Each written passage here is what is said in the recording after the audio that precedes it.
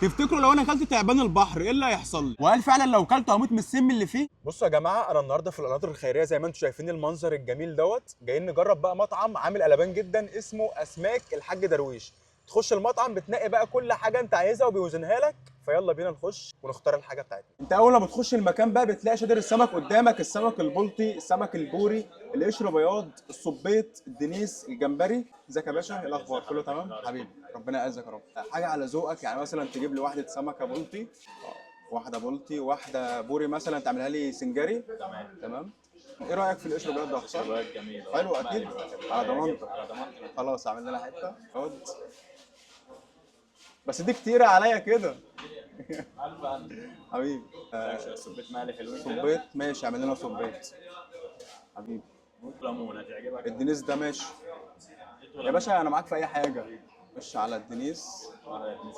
شويه جمبري بقى ايه مشويين. تمام. على ذوقك. نقي الكبير. اهو اكبر حاجه اهو. اعمل لك مشوي وبتر فلاي. ماشي. تمام. يلا بينا. بس كفايه، خلاص حلوين قوي كده. بص انا هطلع فوق ظبطهم لي. يلا بينا. احنا دلوقتي اخترنا الحاجه، هنطلع فوق على بال ما يجهز الحاجه بتاعتنا، فيلا بينا. تبقى قاعد بتاكل كده على الفيو الجامد اللي وراك دوت، وقدامك الترابيزه اللي مليانه خيرات الله دي، اللهم صل على النبي. وهبدا باول حاجه، تعبان البحر اللي انا كنت خايف منه جدا. قطع حته كده. بص على التفاصيل اصلا اللي جوه. خش بقى على الجمبري اللي هو البتر فلاي. فصص كده الجمبريايه. طعمه حلو قوي، عجبني. هنخش بقى على الجمبري اللي هو المقلي. بص كده. بسم الله الرحمن الرحيم. تتبيله الجمبري حلوه قوي. بصوا يا جماعه اكله السي فود ما تحلاش غير بالصبيط. واحده فلفل. لازم نجرب برضو القشر بياض.